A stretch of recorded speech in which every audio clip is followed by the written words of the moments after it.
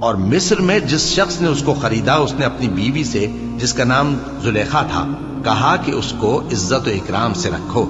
عجب نہیں کہ یہ ہمیں فائدہ دے یا ہم اسے بیٹا بنا لے۔ اس طرح ہم نے یوسف کو سرزمین مصر میں جگہ دی،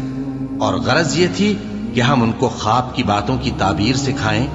اور اللہ اپنے کام پر غالب ہے لیکن اکثر لوگ نہیں جانتے۔ اور جب وہ اپنی جوانی کو پہنچے تو ہم نے ان کو دانائی اور علم عطا کیا، اور نیکوکاروں کو ہم اسی طرح بدلہ دیا کرتے ہیں۔ اور جس عورت کے گھر میں وہ رہتے تھے اس نے ان کو اپنی طرف مائل کرنا چاہا اور دروازے بند کر کے کہنے لگی، یوسف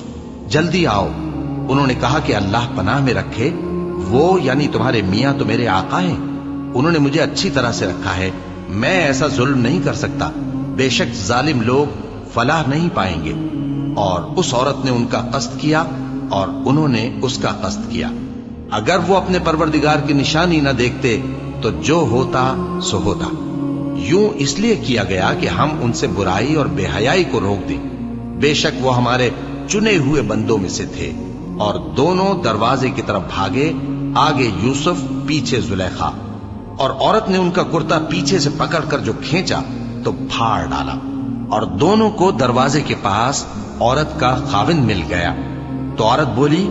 کہ جو شخص تمہاری بیوی کے ساتھ برا ارادہ کرے اس کی اس کے سوا کیا سزا ہے کہ یا تو قید کیا جائے یا اسے دکھ کا عذاب دیا جائے۔ یوسف نے کہا، اسی نے مجھ کو اپنی طرف مائل کرنا چاہا تھا، اور اس کے خاندان میں سے ایک گواہ نے گواہی دی کہ اگر اس کا کرتا آگے سے پھٹا ہو تو یہ سچی اور یوسف جھوٹا ہے، اور اگر کرتا پیچھے سے پھٹا ہو تو یہ جھوٹی اور وہ سچا ہے۔ سو جب اس کا کرتا دیکھا تو پیچھے سے پھٹا تھا، تب اس نے زلیخا سے کہا کہ یہ تمہارا ہی فریب ہے، اور کچھ شک نہیں کہ تم عورتوں کے فریب بڑے بھاری ہوتے ہیں۔ یوسف اس بات کا خیال نہ کر، اور زلیخا تو اپنے گناہ کی بخشش مانگ، بے شک خطا تیری ہی ہے،